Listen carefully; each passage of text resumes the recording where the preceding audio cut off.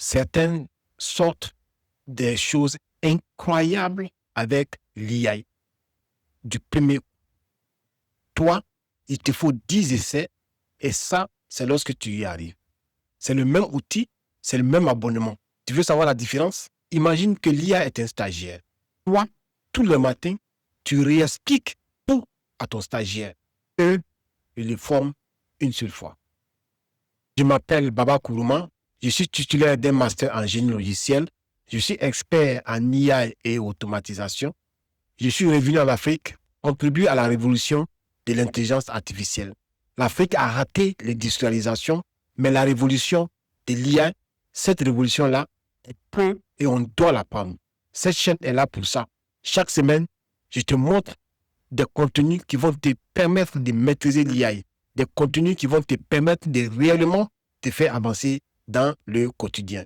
N'oublie pas de t'abonner et d'activer la cloche de notification pour ne rien manquer et aussi pour que tu puisses recevoir nos vidéos, mais pourquoi pas aussi nous encourager.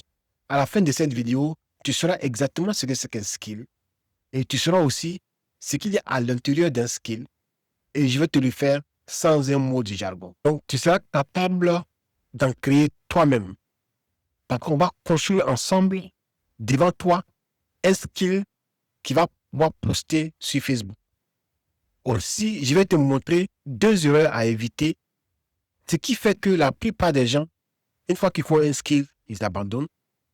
Ensuite, je vais te montrer 3 pratiques qui vont faire que un skill tient dans la durée. Nous n'allons pas parler des skills tout près, des skills qui existent déjà, que les gens réutilisent. Tu peux les utiliser, mais ce ne sont pas des skills qui vont t'aider dans ta journée. On va créer des skills qui connaissent ton métier, et qui connaissent tes procédures, qui connaissent ta manière de travailler. Et c'est de ça qu'on va parler. Tu es prêt? Let's go.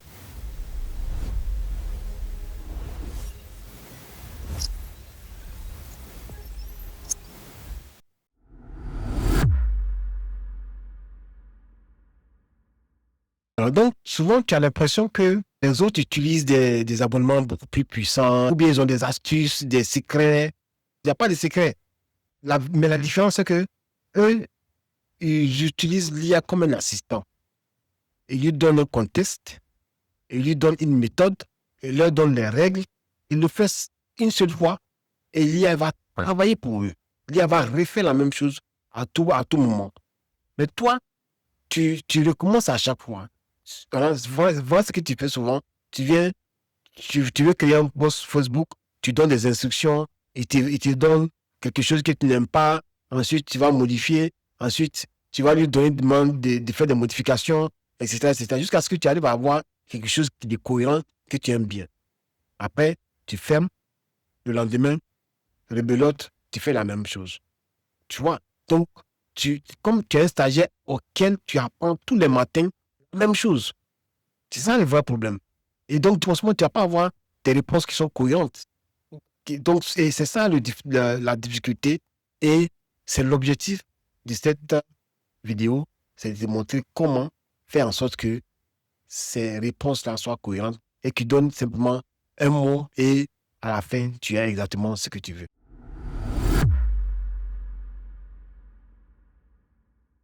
Alors, reprenons encore une fois l'analogie du stagiaire.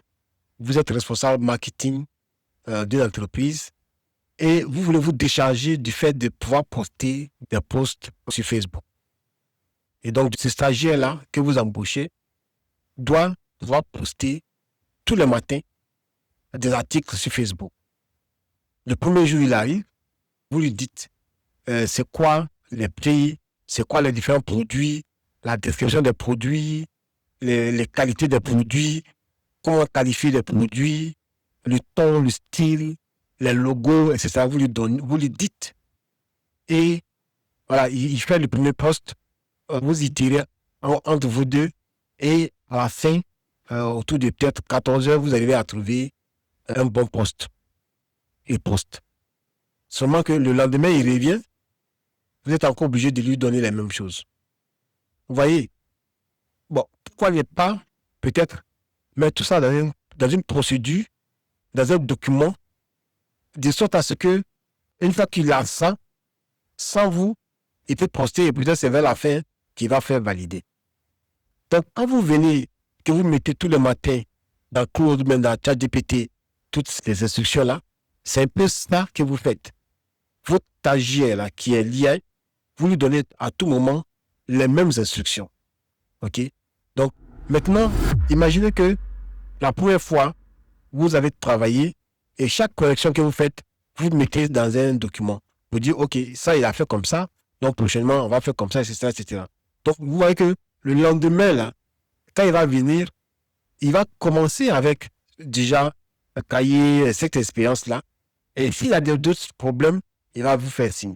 Et c'est comme ça qu'on doit travailler avec l'IA. Donc, et c'est exactement ça le rôle d'un skill qui va te permettre d'enregistrer cette procédure-là, c'est cette expérience-là dans un document que l'IA va suivre à chaque fois que tu as besoin de faire un post.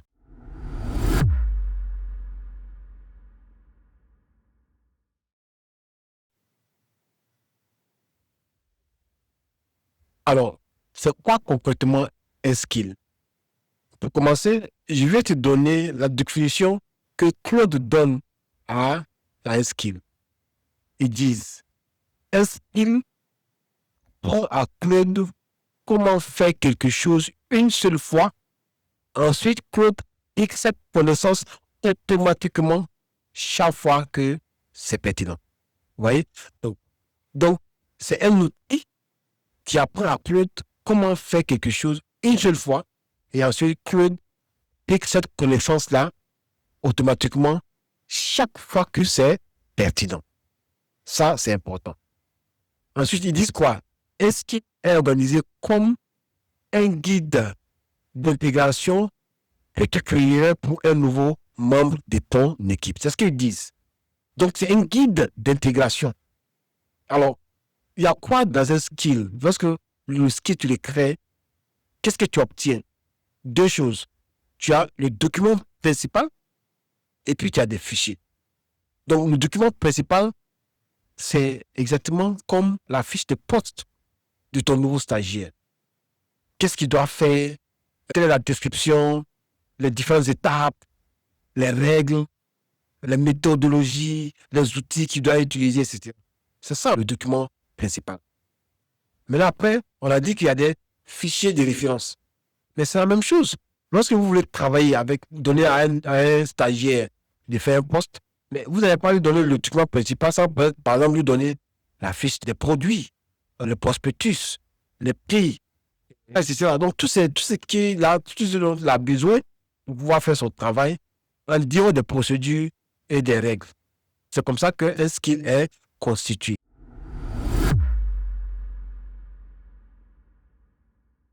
C'est important de savoir qu'il y a deux grandes familles de skills.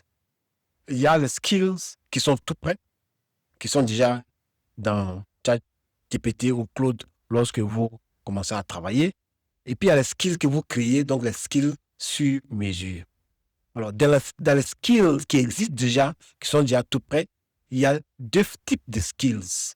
Il y a les skills anthropiques qui sont natifs des anthropiques. Et ces skills-là, par exemple, ce sont les skills qui permettent à Claude de créer un document Word, PowerPoint, PDF, etc. Et puis, il y a un autre skill qui est particulier, qui est le skill creator. Et ce skill-là permet de créer d'autres skills. Donc, c'est un skill qui existe dans Claude qui permet de donner à Claude les étapes pour la création d'autres skills. Et ensuite, le deuxième type de skills tout près, il y a les skills de la communauté. Parce qu'il y a des gens qui ont créé des skills qui ils pensent que ça pourrait intéresser d'autres utilisateurs de Claude ou de ChatGPT. Donc, ça, ce sont les skills de la communauté. Donc, dans la deuxième grande famille des skills, il y a les skills faits sur mesure. Et c'est là qu'il y a de la valeur à ajouter. C'est sur ça qu'il faut beaucoup s'appuyer parce que ce sont les skills que vous allez créer vous-même, qui connaissent vos méthodes, vos règles, vos interdits, le style, le ton, etc. Et donc, ce sont des skills que vous allez créer vous-même. Et dans la deuxième partie, dans la partie démo, ce sont les types de skills-là que nous allons créer. Donc, un skill qui va permettre de faire des posts Facebook.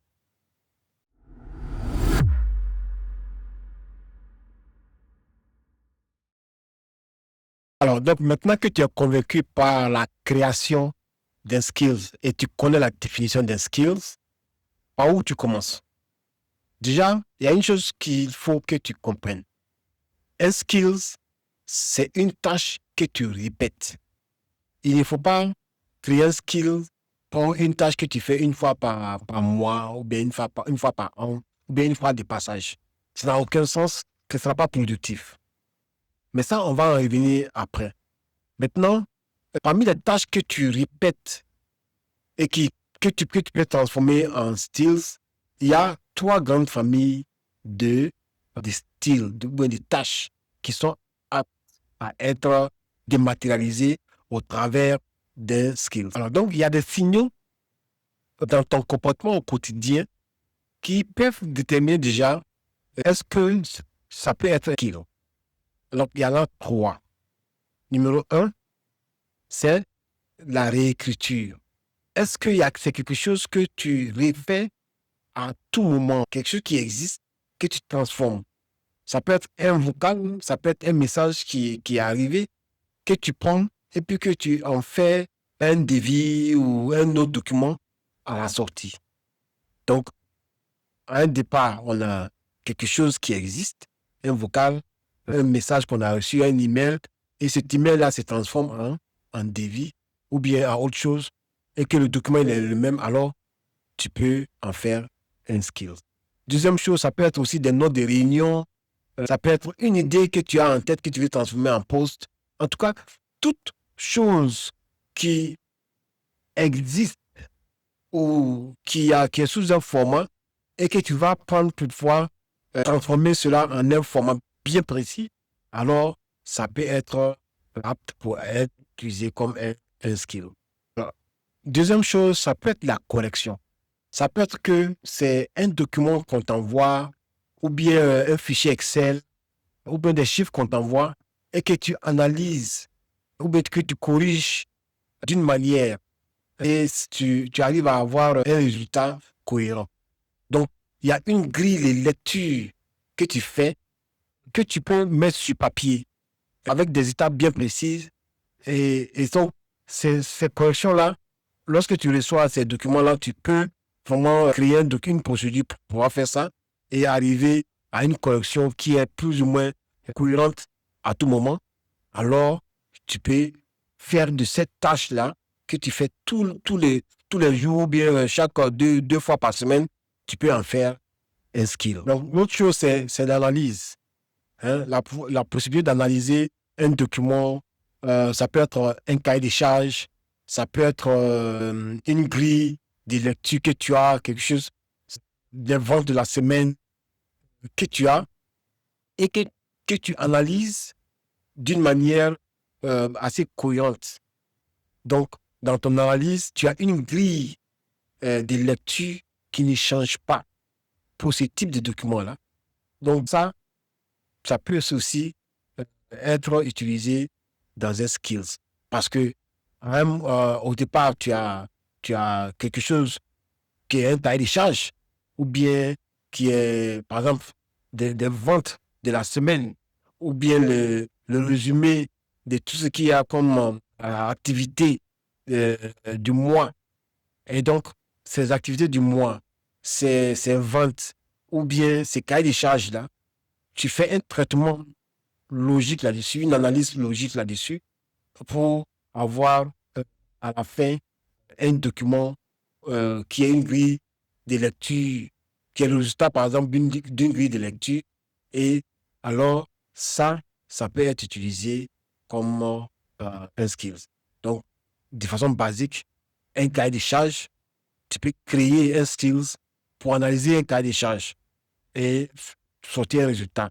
Mais là, tu vas donner les règles, comment faire les différents pièges qu'il y a, surtout dans ton métier, et c'est ça. Vous voyez, donc, l'avantage que vous allez avoir en créant des skills dans votre métier, c'est que vous allez apprendre vos règles. Vous allez apprendre votre métier. Vous allez apprendre votre manière de travailler. Et à la fin, là, il va pouvoir vous aider dans cette tâche-là au quotidien.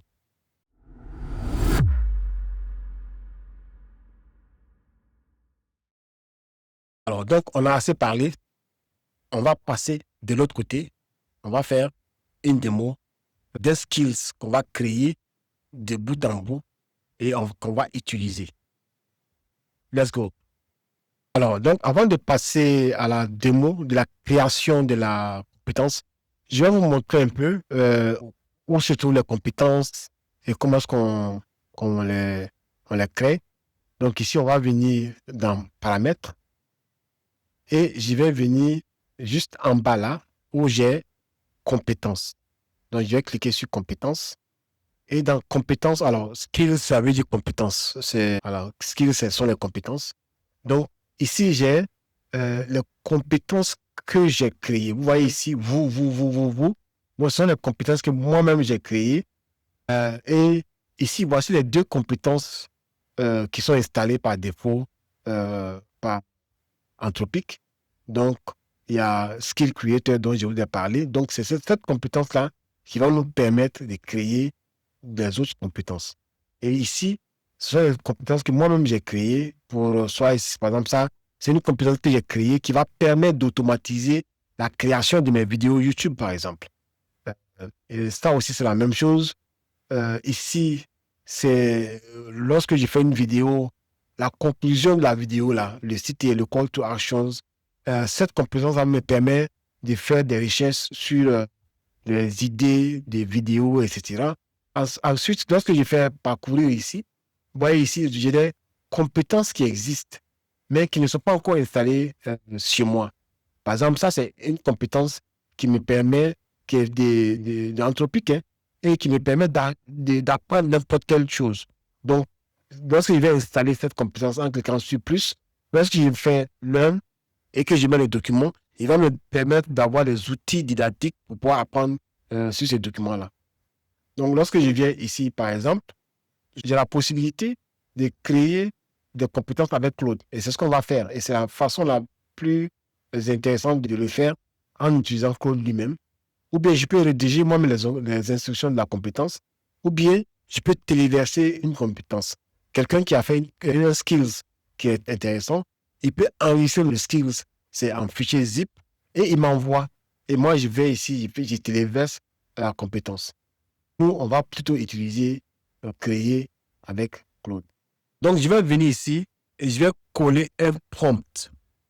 Un prompt, c'est un texte, une requête. Et dans la requête, je vais simplement dire « Crée-moi un skill nommé post Facebook ». Alors, c'est très important de nommer le skill parce qu'en nommant le skill, je pourrais lui dire après, utilise le skill post Facebook pour faire ceci, etc. Et puis, je ne dois pas avoir d'espace dans le nom de vos skills. Donc, regardez bien la structure de mon skill. Et là, c'est très important. D'abord, on commence par la description du skill. Quand utiliser le skill? Donc, utiliser le skill quand je demande un post pour ma page Facebook. Voici les 4 informations à mettre dans le skill. Et ça, la plupart des gens ne mettent pas ça, alors que c'est ça que Claude va utiliser pour savoir s'il doit oui ou non utiliser ton skill. La première information, c'est quoi? Qui je suis. C'est très important. Je suis quoi? Je vends des pagnes à Conakry, en Guinée, etc. Ensuite, à qui je parle? Donc, ma clientèle. Donc, ma clientèle est de 25 à 45 ans. Et ça, ce contenu-là va changer en fonction de ce que vous voulez faire. Mais dans ce cadre-là, voici les informations dont il a besoin. La structure de mes posts. Je vais lui dire exactement comment le post doit être structuré. Et donc, je ne vais pas avoir de surprises. Il ne va pas aller dans tous les sens. Je veux d'abord une accroche courte. 2 lignes, 1 ligne et 2 mots au maximum. Le bénéfice pour la cliente. Donc, ce qu'elle va ressentir. Tu vois, il faut qu'on met ça à l'intérieur de ce skill-là. Le prix. Quand je décide de le mettre, etc., et toujours à la fin, un appel à m'écrire en message privé. Donc, voici le contenu du post, la structure du post. Après, je vais décrire quoi? Mon ton, mes interdits. Vous voyez, c'est important aussi de dire ça. Pas de faux comptes à rebours, ni de fausses urgences, etc. Pas d'emoji partout. Pas de promesses que je n'ai pas validées. Voilà. Ensuite, le règle du fonctionnement, si je ne t'ai pas donné le produit, le prix ou l'occasion, pose-moi la question avant d'écrire le post. N'invente aucun chiffre. Vous voyez, non? Donc, c'est ça mon skill. Et quand je vais valider, Claude va utiliser le skill creator qui est en interne. Vous vous rappelez de ce skill creator qui permet de créer d'autres skills pour pouvoir créer mon skill et le mettre dans le format des skills, des compétences comme Claude le veut. Donc là, je valide et Claude va, vous allez voir ici tout à l'heure, il va commencer à utiliser le skill creator.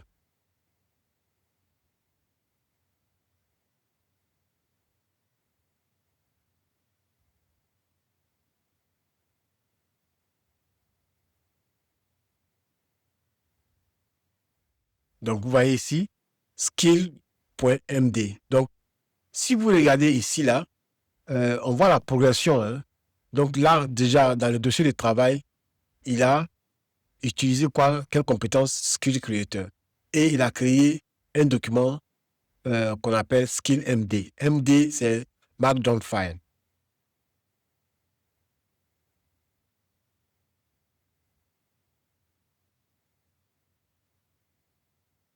Alors, donc, dès qu'il a fini, il ne va pas enregistrer le skill. C'est moi qui dois ici enregistrer le skill. Donc, ici, on a le contenu du skill. Bon, on ne va pas regarder ici, mais on va regarder après le contenu du skill. Donc, vous allez cliquer enregistrer le skill et il va enregistrer la compétence ou le skill post Facebook.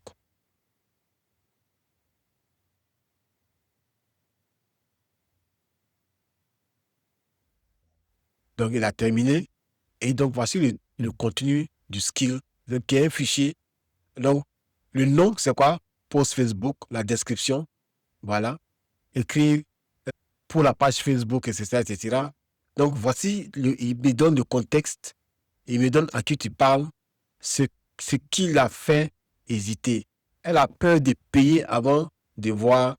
Elle se demande, etc., etc.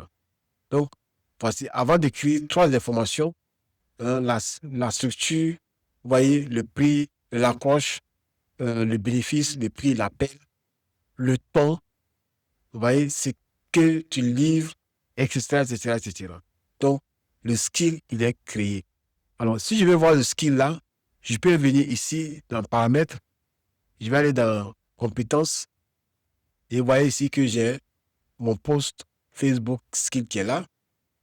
Et quand je clique là-dessus, j'ai accès à ça actuellement. Vous voyez, le skill, il est créé. Si je veux, je peux le modifier, je peux le télécharger pour l'envoyer à quelqu'un, ou bien je peux le remplacer par quelque chose qu'on a vu, ou bien je peux le modifier avec Claude. Si je veux aussi, je peux le désactiver en faisant simplement ça et le post Facebook ne sera pas utilisé.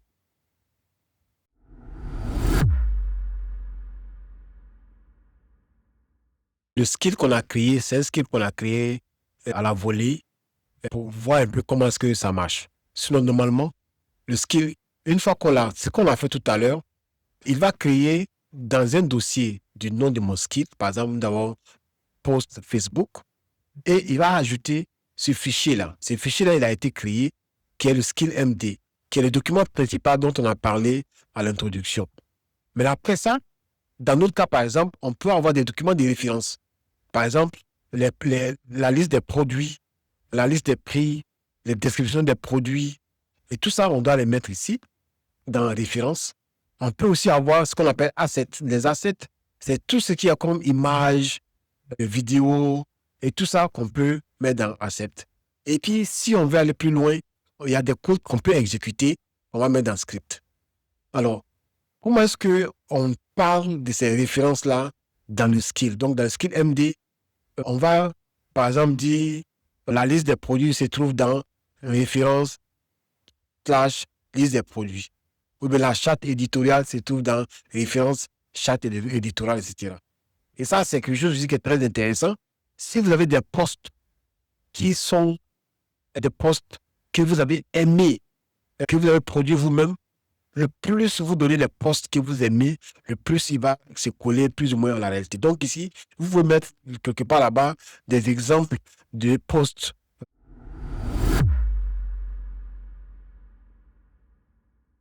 Comment est-ce qu'on fait pour utiliser le skill? Je vais mettre slash ici, et puis je mets ici post. Et vous voyez ici le nom de mon skill qui est là.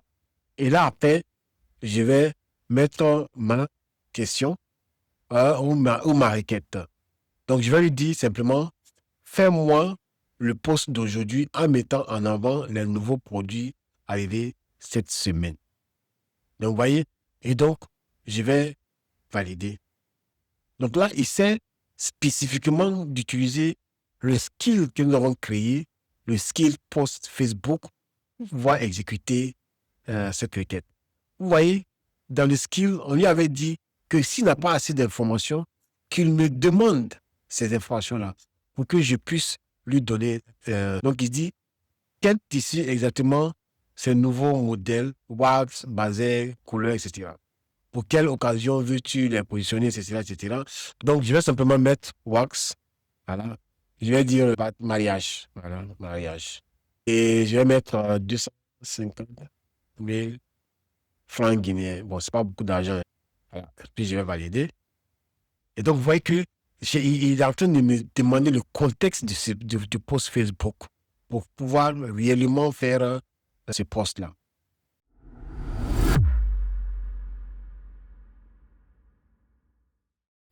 Alors, donc voici ce qu'il a produit, hein, le contenu du post. Alors, j'ai changé la couleur, hein, j'avais mis rouge bordeaux, j'ai changé, j'ai itéré un peu. Et ce que vous devez faire, vous devez pouvoir itérer sur les posts qu'il vous donne.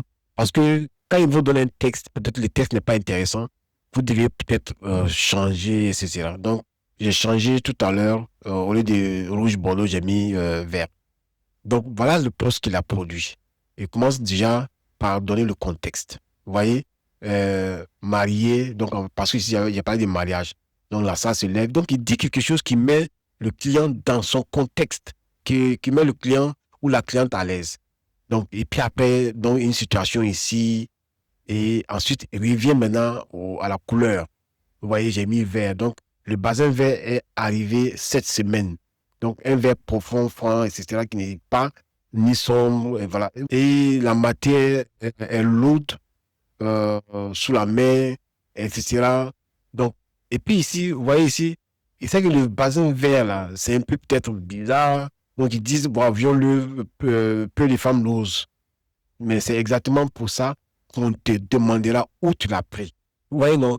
Donc, on n'est pas obligé d'être un marketeur pour essayer de jouer sur ces gens, sur les sentiments des clients. Il le fait déjà pour nous.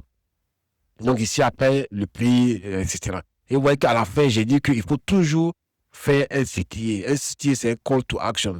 Donc, le call to action ici, c'est quoi? Écris-moi en privé. Et voilà. Et puis, la promesse, c'est quoi? Je vais t'envoyer d'autres photos.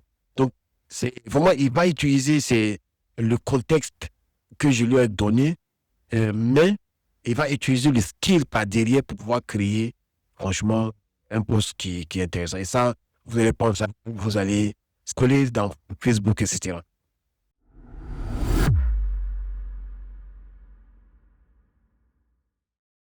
Nous allons commencer, après cette vidéo-là, faire une série de séminaires sur les compétences, des webinaires sur les compétences. On va mettre des informations sur le groupe WhatsApp. Si vous n'êtes pas encore abonné au groupe WhatsApp, regardez dans la description de cette vidéo. Je vais vous mettre le lien du groupe WhatsApp et comme ça, vous allez adhérer au groupe WhatsApp. Ça va vous donner non seulement accès à ces vidéos-là, mais aussi à des séminaires gratuits qu'on organise, mais des séminaires qui sont fermés, qui sont simplement pour les membres. Et c'est gratuit.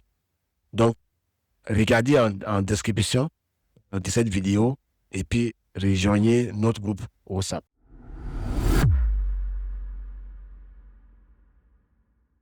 Alors, l'une des erreurs que les gens font souvent, lorsqu'ils ont créé un script, ils pensent que le script doit marcher au premier coup avec vraiment tout ce qu'ils veulent faire. Bon, c'est pas possible. Prenons le cas du stagiaire. Est-ce que lorsque vous prenez un stagiaire et vous lui donnez des instructions pour pouvoir faire le travail, est-ce qu'au premier essai, est-ce que ce travail-là, il est parfait? Non, il n'est jamais parfait. Vous allez itérer avec lui. Vous allez dire, non, ça, c'est pas bon. Ça, il faut faire comme ci, il faut faire comme cela. Et jusqu'à ce que un jour, 2 jours, 3 jours, ou peut-être même une semaine après, il s'améliore. Et c'est comme ça un skill. Lorsque, par exemple, tout à l'heure, là, lorsqu'il m'a donné le poste, je peux lui dire, non, bon, ça, par contre, tu n'as pas bien fait. Et il va le faire et il va itérer jusqu'à ce que tu trouves le bon poste. Et quand tu trouves le bon poste là, dis-lui de mettre à jour les skills. Alors, c'est une des astuces. C'est que lorsque tu vas créer le skill, pour la première fois, itère avec lui pour qu'il fasse le bon poste que toi tu veux. La deuxième erreur, c'est que on va mettre tout dans un skill. Par exemple, on va dire, bon, je vais faire un skill qui va faire la recherche d'idées. Ensuite, quand il va faire la recherche d'idées, il va donner des informations sur notre produit. Et ensuite, il va mettre ensemble, il va créer le post pour Facebook. Et après aussi, il va lui demander de faire le post pour LinkedIn, etc. Donc, ça devient très compliqué pour l'IA de gérer tout ça. Parce qu'il y a beaucoup de choses qui peuvent ne pas être correct. Il faut toujours penser à un skill égale une tâche, pas un ensemble de tâches. Il y a des manières où tu peux faire en sorte que les différents skills que tu crées, qui représentent différentes tâches, que tu peux les mettre ensemble à travers ce qu'on appelle un orchestrateur.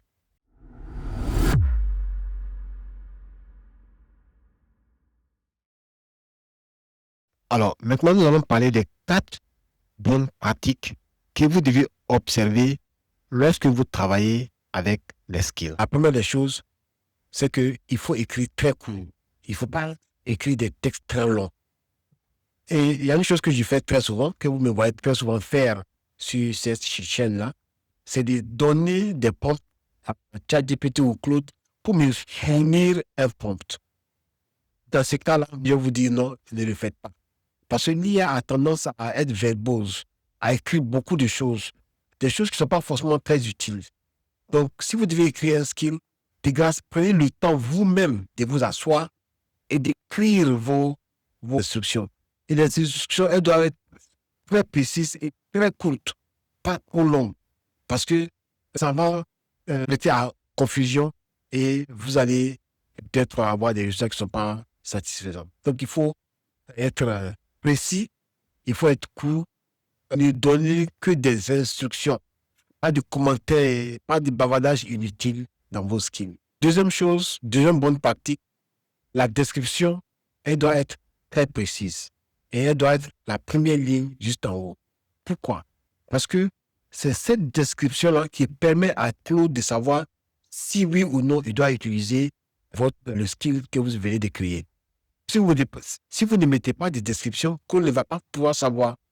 Donc, vous devez mettre dans la description que utilise ce post lorsque je te demande de faire un post Facebook.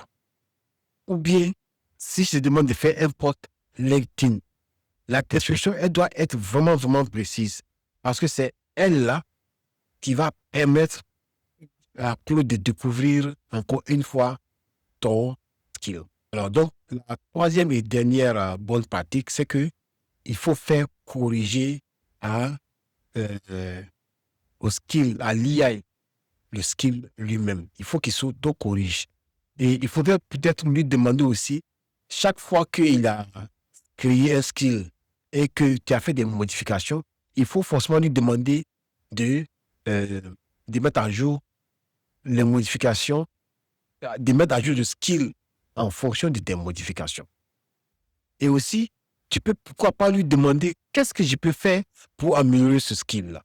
Il va te donner des instructions ou bien des suggestions qui vont permettre d'améliorer le skill parce qu'il voit déjà où tu veux aller, il voit le résultat que tu as et quelquefois, lui-même, il peut vous proposer des améliorations allant dans le cadre non seulement de l'efficacité du prompt ou du skill lui-même, mais aussi du résultat, de la cohérence même du résultat que tu vas avoir.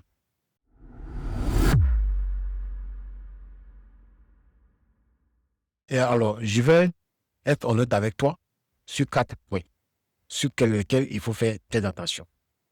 Le premier point, c'est que c'est vrai qu'on va automatiser un certain nombre de tâches et on va demander à l'IA de le faire. Mais cela ne te dispense pas de relire ce que l'IA a fait. Il faut toujours relire. Deuxième chose, lorsque tu dois créer tes propres skills, tu dois avoir un abonnement payant. Malheureusement, un abonnement payant est obligatoire pour que tu puisses créer tes propres skills. Sans ça, tu peux utiliser d'autres skills, les skills de quelqu'un, mais tes propres skills, pour le moment, pour ChatGPT puis Claude, à l'heure où je parle, c'est payant. Troisième chose, vous avez le Claude web et puis vous avez le Claude desktop. Si vous avez créé un skill sur Claude desktop, ce skill-là ne va pas aller sur Claude web en ligne et vice-versa.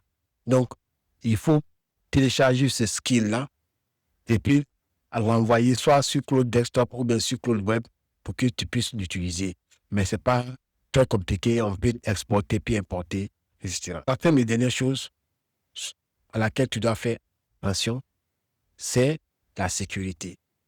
Comme on l'a dit, il y a deux types de skills. Il y a les skills que toi-même tu crées et il y a les skills qui sont déjà faits.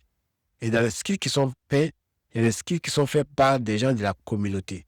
Quelqu'un peut te vendre un beau rêve, un skill qui fait presque tout, qui est bien, et tu vas venir l'intégrer très facilement dans Claude.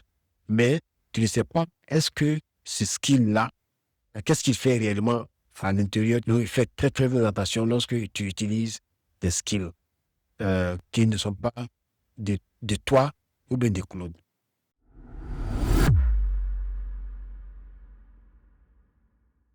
Nous sommes à la fin. Alors, dans cette vidéo, nous avons pu voir ce que c'est qu'un skill ou compétence. C'est l'analogie du stagiaire. Et est-ce que c'est vraiment un stagiaire que tu embauches, un assistant que tu embauches, et c'est cet assistant-là que tu vas entraîner à vouloir faire du travail pour toi. Tu ne vas pas faire le travail à sa place, c'est lui qui va faire le travail, mais toi, tu vas contrôler ce travail-là. On a vu que le skill, on peut le créer facilement avec un prompt. Et que lorsqu'on va créer le skill, il va nous créer un fichier MD, qui est un fichier de texte, et aussi, on a la possibilité d'ajouter des documents, des références sur le skill lui-même.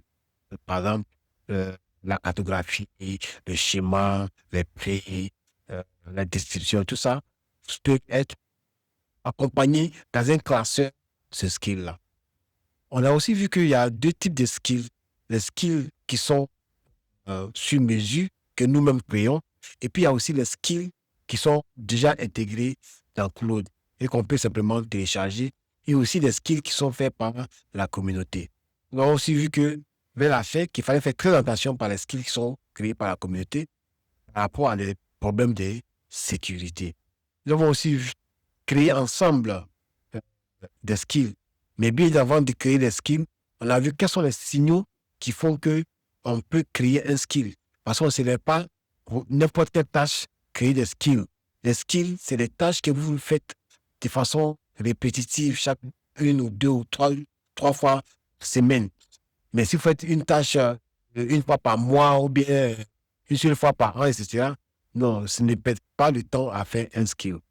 Et nous avons aussi que ces skills-là, on peut le faire soit pour la correction, hein, tout ce que vous corrigez, et vous avez une méthodologie pour arriver à la correction, et que c'est une correction qui, à la fin, va avoir un document qui est cohérent, etc. Alors, on peut utiliser un skill. Ou bien, on doit réécrire quelque chose. Soit on a reçu un devis ou bien on a un cahier des charges, on doit répondre à ce cahier des charges, et il y a une méthodologie bien précise qu'on utilise pour pouvoir répondre à cela, alors on peut créer un skill. Ou bien ça peut être aussi une analyse qu'on fait, soit de nos ventes, ou bien une analyse des activités qu'on a eues, etc. Ou bien un fichier Excel qu'on reçoit à chaque fois et qu'on analyse. Et à la fin, on trouve soit par exemple, des tableaux de bord, des indicateurs. Ça, c'est des choses que Claude peut faire à travers un skill. Donc, on a aussi vu que très souvent, il y a des gens qui créent des skills et puis après, ensuite, ils abandonnent. C'est vraiment beaucoup de personnes qui sont dans ce cas-là. Et pourquoi ils abandonnent? Pourquoi? Parce que lorsqu'ils ont créé le skill pour la première fois, ils se disent que ça doit marcher. Et quand ça ne marche pas, voilà, on dit que donc il y a un problème. Alors que le skill, c'est comme un stagiaire. Il faut de temps en temps le former. Il faut répéter très souvent, peut-être la même chose, hein, très souvent. Et puis, il va au fur et à mesure s'améliorer. Et puis, l'autre chose, on veut tout mettre dans un seul skill. Donc, le skill devient compliqué parce qu'il y a beaucoup de choses que tu dois faire. Tu dois créer un post Facebook en même temps qu'un post LinkedIn, alors que ce n'est pas la même qualité, la même qualité de réponse qu'on doit avoir. Et donc, c'est important de les séparer en plusieurs skills et utiliser ce qu'on appelle un orchestrateur pour pouvoir le faire. Donc, toi maintenant, quel est le skill que toi tu vas créer? Quel type de skill tu vas vouloir créer? Parce qu'une fois que tu as appris ça, il faut pouvoir le mettre en pratique immédiatement. Et c'est très simple. Tu penses à un skill, quelque chose que tu répètes tous les jours, ou chaque 2 jours, ou chaque 3 jours. C'est cette chose-là. Essaie de voir comment est-ce que tu peux expliquer ça à un stagiaire et explique à l'IA. Et lui de l'enregistrer comme un skill et commence à l'utiliser. Si tu as aimé la vidéo, alors n'oublie pas de t'abonner, de liker la vidéo et de partager.